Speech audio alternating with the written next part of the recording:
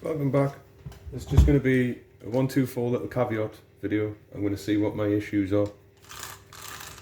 You might be able to hear that, and if you can see the car, it's not loving life. Although it's brand new, I just don't like the sound of it. My diffs are kind of a little bit jumpy, front and rear. But the motor, I never like the motors in these, although I do buy the cars because I like the cars themselves. So I'm just going to see here if it's either bad mesh. Well, you're saying that it can't be bad mesh, that's making the diffs not want to spin nice and freely. But I want to check the mesh anyways. I'm going to take the diffs out and see what's going on in there. These screws here at the back have had a touch of Wltoy put on them. They always seem to, the Wltoys. They like the Wltoy, that's for sure. And it'll be Wltoyed on these, no doubt, steering posts. Yeah, it feels gummy.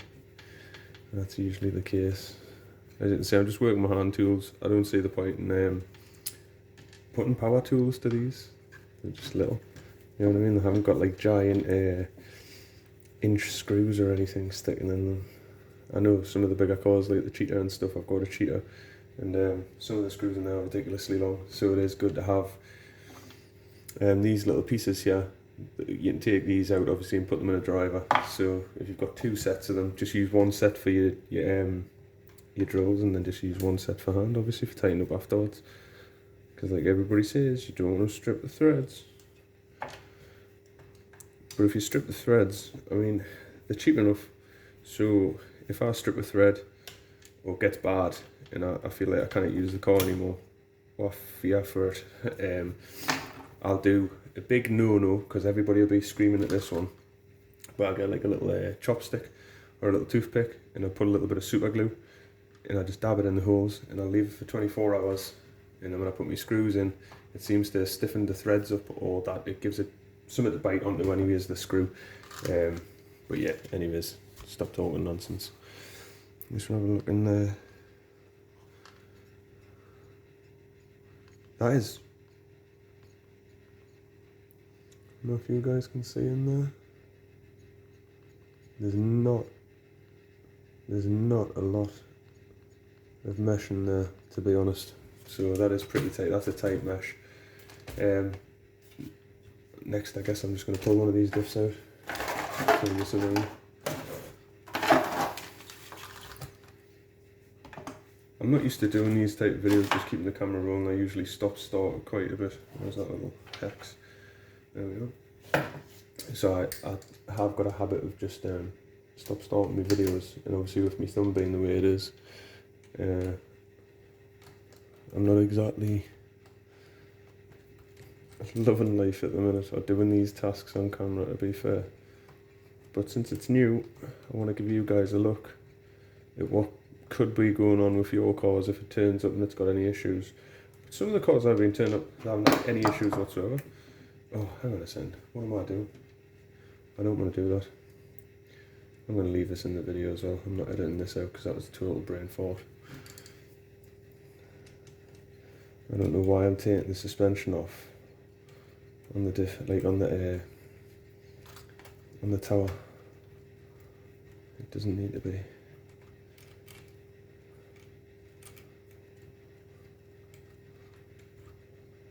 That'll do. Free moving. Right. Okay, so that way. Right. So I'll let you take these out.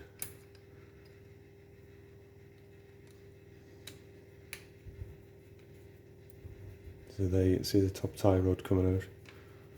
I'll take the other tie rod out as well.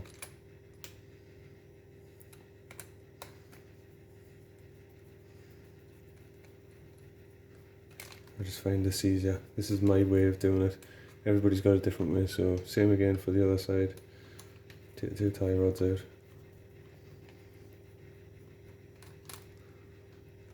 This is pretty hard holding the car like this with my thumb, so I'm going to put it down for this one.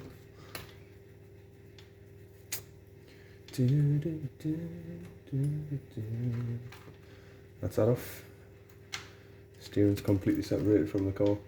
I can imagine the JX servos and stuff is going to fit straight into these. Obviously we've been exactly the same electrics. So anybody thinking about doing a brushless conversion, do not fear. Just going to have that stood up like that. Take the suspension out from the arms. That'll help us.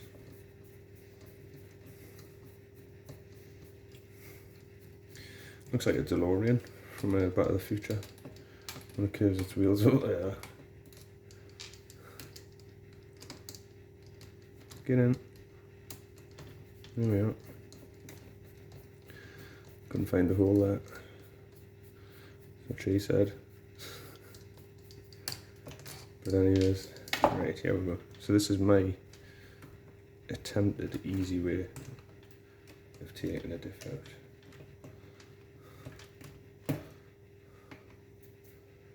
Next it is the screws.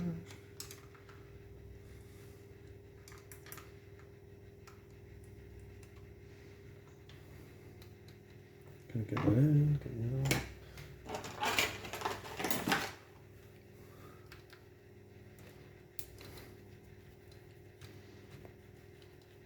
It's always handy to have some of these around as well, these little tapping screwdrivers. You know, if you've got them with little tips on, they come in handy. If you get the kits, actually that's another thing I'll show you. So I don't know if you've seen, oh that was loud. I don't know if you've seen these on eBay, but these are the 144 screw kits. So I got one, and to be fair, I think they're alright. They come with plenty of bits, plenty of screws. So if you lose a screw or anything like that, you'll always have it to hand if you get one of those. And I think the cost, I think you get one for like £7.20 from China. That's obviously if you want it sent that way. Put these on this side for the diff. Let's see these screws on the back. I don't like the screws in these are different. The heads on these seem different. It's probably just me going blind on the other side. Nice.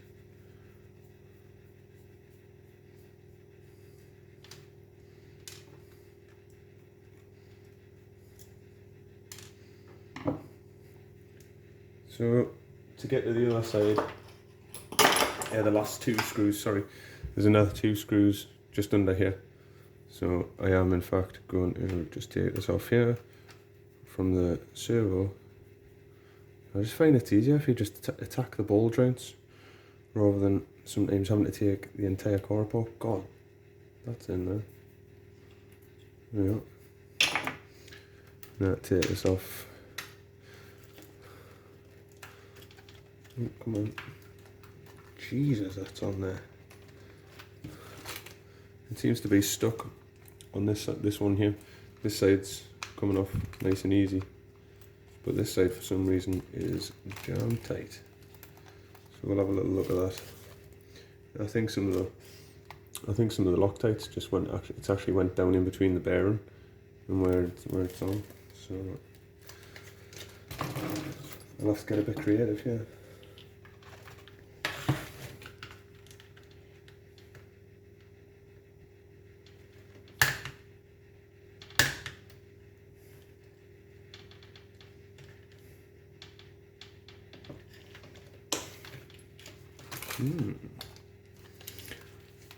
I'll just pause it there because this video is getting really long actually, and I'll get back to you once I've got this diff out. This is interesting. So if you guys can see that, I'm finally getting it off. It came off with an almighty pop. Can you see that that's rusted? And this is brand new. You can see the discoloration on it. But yeah, obviously these are 144 parts that they've had lying around. I'm just pointing these little bits out here. I'll get back to you once I've got a diff out. And it is free. Here we are, last screw coming out.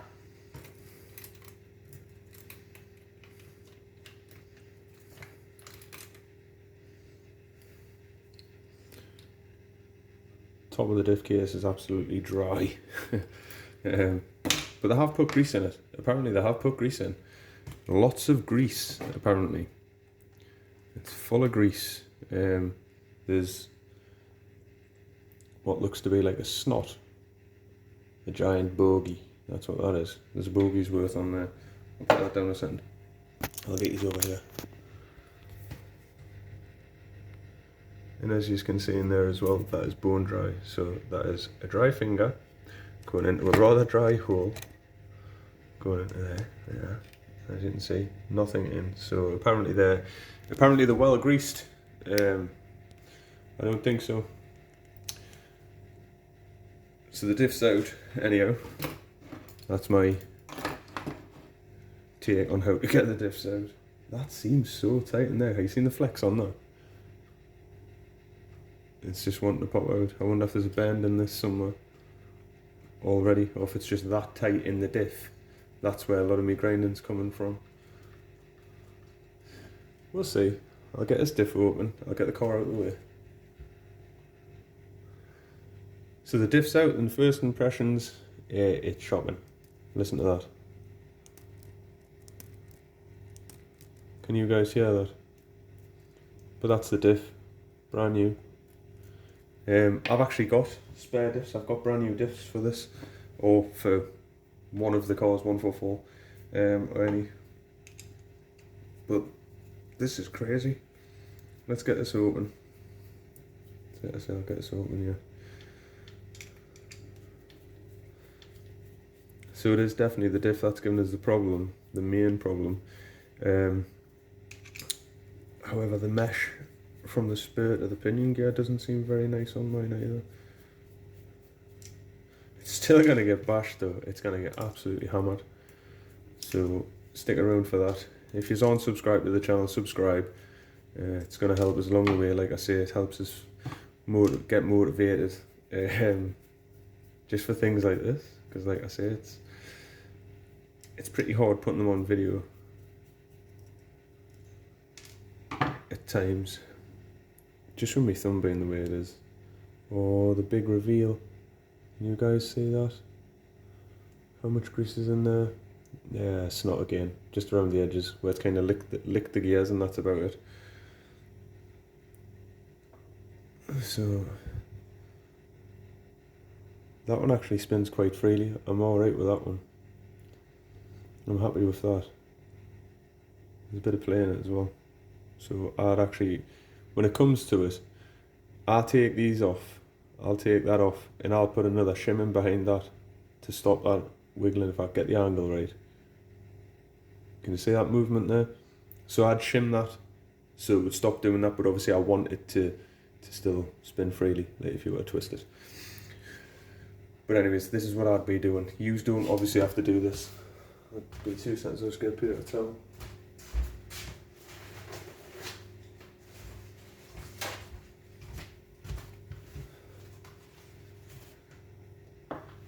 I'm not just going to grease this. I'm not just going to stick grease in it and say it is like, oh, grease solves your problem. It doesn't, not when it's that grindy. So let's see if I can get this focused.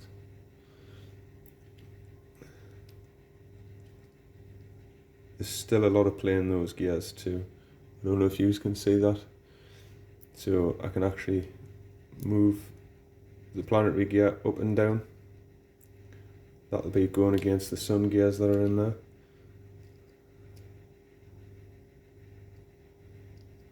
I think that's coming across. If not, I'm telling you, they move backwards and forwards. So I'm going to knock these out. I'm going to see about shimming it again.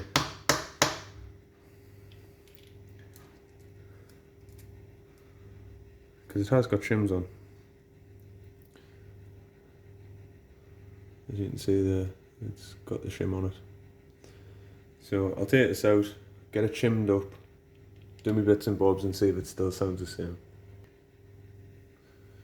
So all in all guys, I've put this diff back together. This here, sorry, is the shim that it came with. It looks like it's a 0.1 something maybe. I tried my shims, these are 0.2, so they're actually thicker and it does lock it up more. So what I've found is just taking those shims out that the car comes with, if you can hear that. It turns a lot smoother.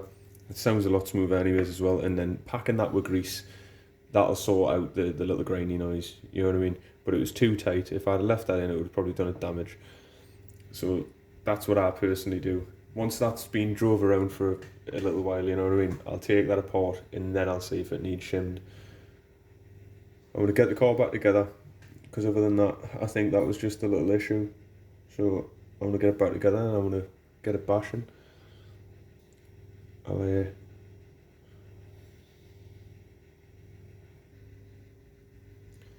Just so you can see where I'm at, the front's back together now.